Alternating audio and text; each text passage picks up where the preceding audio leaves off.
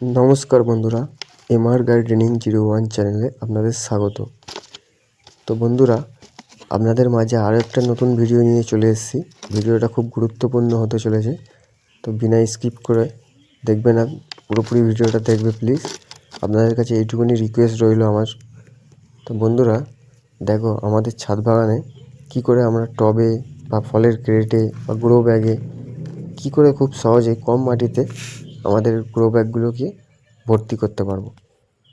বন্ধুরা এই নিয়ে অনেক ভিডিও আছে ইউটিউবে, কিন্তু এই ভিডিওটা আপনাদেরকে আমি পুরোপুরি প্রপারলি দেখাতে চলেছি।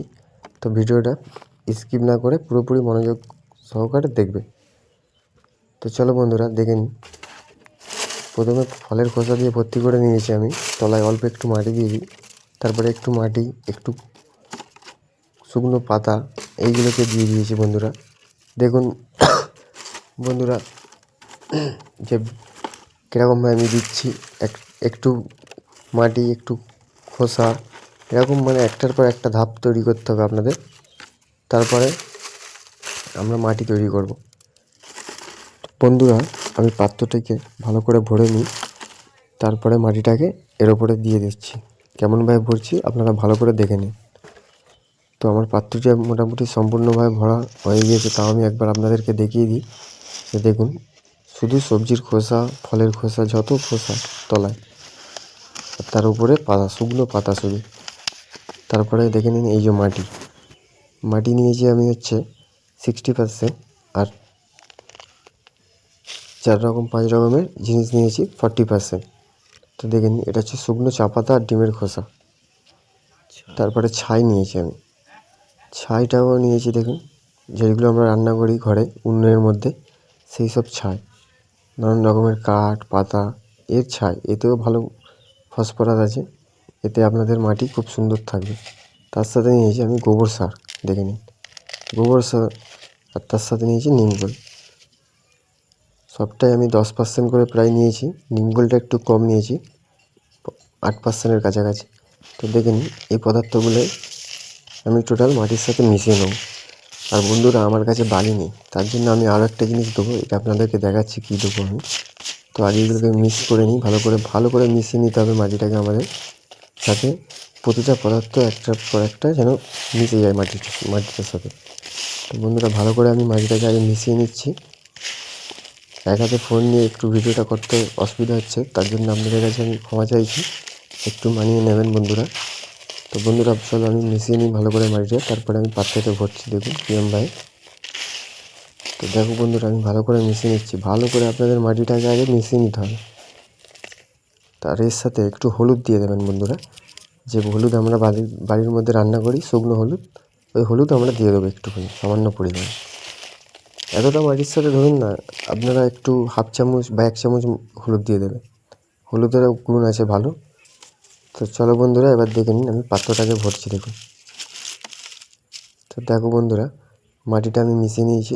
এরপরে হচ্ছে আমার কাছে আছে বালি, নেই বলে আমি হচ্ছে কাঠের গোলা থেকে আমি নিয়ে এসেছি কিনে। তো এই কাঠের গুঁড়োটা 6-7 মাস আগে, দেখছেন কিরম কালো হয়ে গিয়েছে, তাই এটার সাথে আমি মাটির সাথে মিশিয়ে নিচ্ছি ভালো করে। এরপরে আমি ভালো করে মিশিয়ে নেওয়ার পরে পাত্রটাকে ভালো করে ভরে নেব। তো চলো বন্ধুরা দেখে নিন, মাটিটাকে আমি ভালো করে মিশিয়ে নিয়েছি। এবার পাত্রটিকে আমি ভরার জন্য প্রথমে একটুখানি গার্ডেনিং এমনি খারাপ যে মাটি হয়, সেই মাটি আমি দিয়ে দিচ্ছি উপরে, যাতে এই মাটিটা তলায় চলে যায়। কেন এর উপরে আমি জল দেবো তো না, তারপরে হচ্ছে এই যে মাটিটা গলে তলায় চলে যায়, যাতে আমার এই নিচের জিনিসগুলো পৌঁছাতে তাড়াতাড়ি মানে করবে।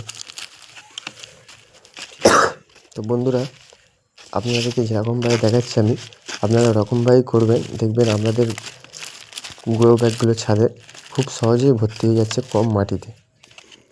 আপনাদের যত কিচেনের যত শাক সবজির খোসা আপনারা ফেলবেন না, সেইগুলোকে দিয়েই ভরবেন। তো দেখো বন্ধুরা এবার আমি হচ্ছে মাটিগুলোকে ভরে দিচ্ছি। দেখো আমি ভালো করে মাটিগুলোকে নিয়ে চারদিকে ছড়িয়ে দেবো, ফেলিয়ে দেবো, যাতে মাটিগুলোর ভিতরে ঢুকে গিয়ে আমাদের নিচের যে পদার্থগুলো দিয়েছি আমি, পাতা, তারপরে ধরুন সবজির খোসা, ওইগুলোকে পচাতে সুবিধা করবে তাড়াতাড়ি আর কি। আচ্ছা আমি দেখুন বন্ধুরা আমার মাটি প্রায় ভরা কমপ্লিট হয়ে গিয়েছে।